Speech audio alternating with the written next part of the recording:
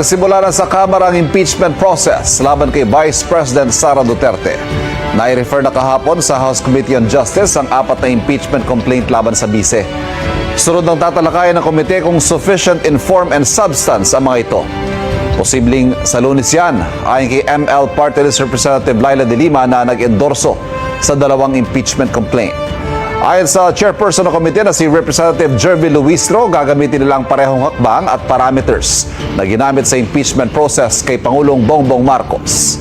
Sa 4 na reklamong isinampa laban kay Vice President Duterte, kabilang sa mga nabanggit na impeachable offense ang paglustay umano niya ng confidential funds, pagbabanta umano sa buhay ng Pangulo, unang ginang at dating House Speaker, hindi umano pagdeklara ng lahat ng ari-arian niya sa SALN at pagsusulong umano ng political destabilization at sedition. Dati nang itinanggi ng bise ang mga paratang.